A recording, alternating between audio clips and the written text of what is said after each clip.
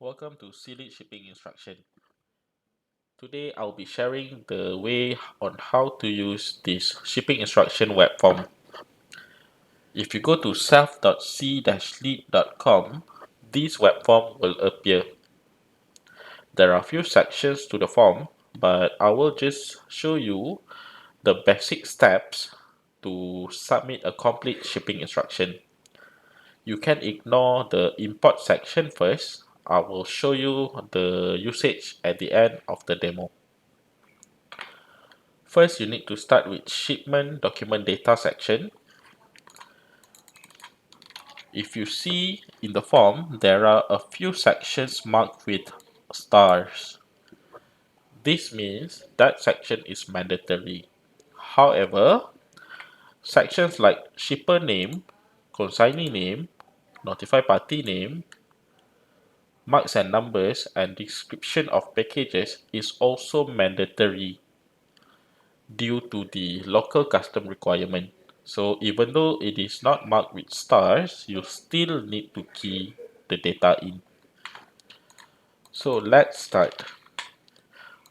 First, key in the booking number. Next, the shipper name.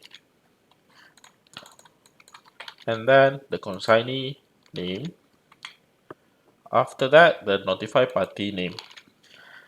If let's say your notified party name is the same as consignee, you can just click this square button. It will automatically copy the consignee details. If you scroll down a bit, you need to select the payment term. If the shipment freight is paid at POL, at the port of loading, you need to select the prepaid. If let's say it is paid at destination, then you need to select collect. Next, key in the shipper address. After that, the consignee address. For the consignee sections, you need to ensure that you indicate the consignee email ID and the telephone number, as well as tax ID if it's applicable, under the consignee address section.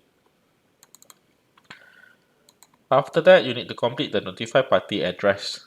If the notified party address is the same as consignee, you can just click this square button.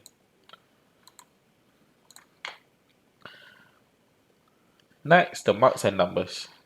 You can key in the data here, but if let's say you don't have marks and numbers, you can just key in as no marks.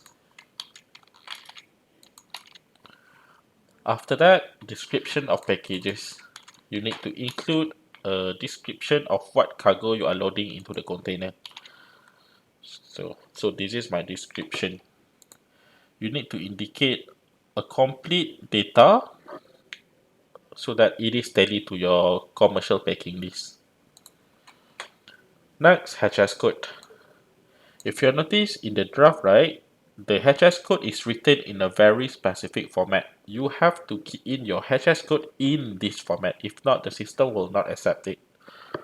So it's 4-digit dot 2-digit dot 2-digit dot 2-digit. It has to be in this format.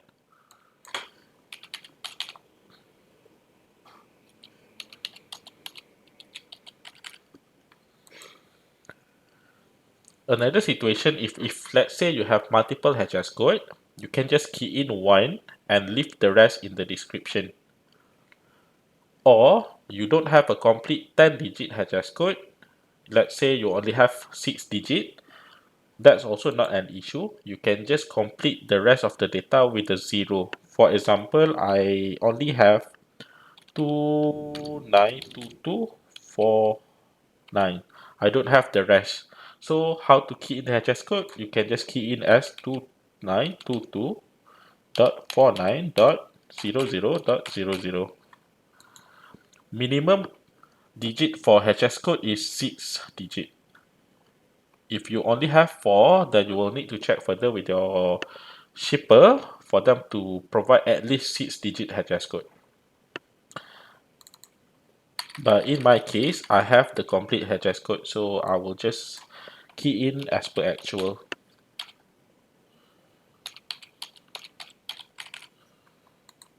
And then after you completed the shipment document data section, you can just click the submit button. Once you click submit, it will transfer the data to the preview and export section at the bottom. But you can ignore that first. Next, you need to fill in the container data. First, the item number. This item number is actually the sequence number. So if you are doing data entry for your first container, then you key in 1. Then you can key in the container detail. Container number, you need to make sure there is no spaces. And then the container type, 20 GP or 40 high cube. Mine is 20 GP.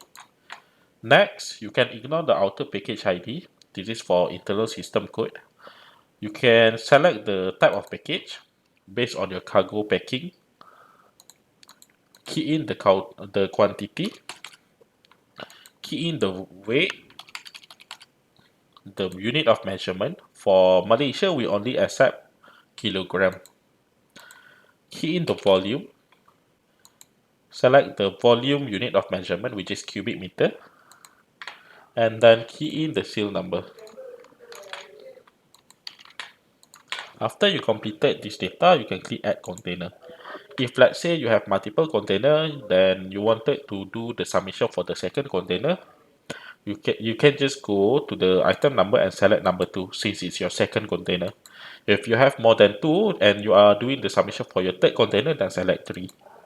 The rest of the step is the same. But in my case, I only have 1 container. Okay, so if you scroll down to the preview and export section, you can just double check the data again one more time before you export. If let's say there are something that you want to do amendment or correction for documents header part, you can just scroll up and do amendment from the form. After you updated it, you can just click submit again. It will overwrite the data in the below section. For container data, if you wanted to amend anything, you need to click edit first. And then you need to scroll up and do the correction. After you are done, you can just click add container and then it will override the detail at the bottom. After you are confident with the data, you can just click export. The system will generate an Excel file.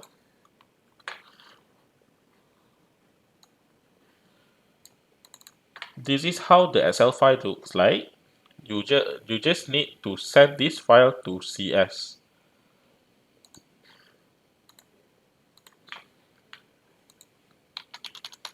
So this is our customer service email ID.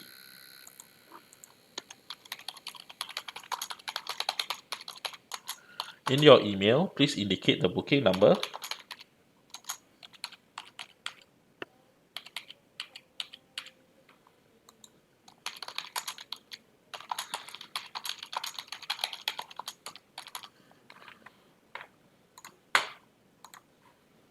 And then attach the file.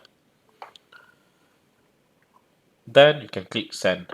CS will revert back to you with the completed BL draft. And if let's say there are any missing mandatory data, they will let you know as well. Okay, and then if you refer back to the form, right, there is one section for import. Let me show you how this section works.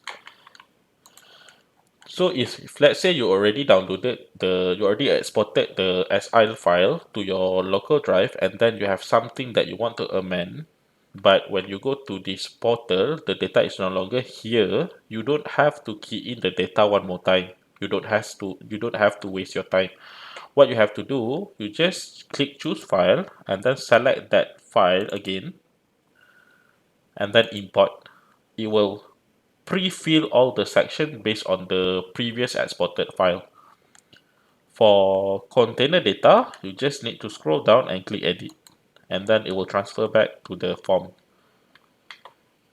You can do whatever amendment that you need from here and then click submit, and then at the container side, if you do any amendment, just key in the new data and then click add container. it will transfer the data back to the below section, and then you can just export a new file.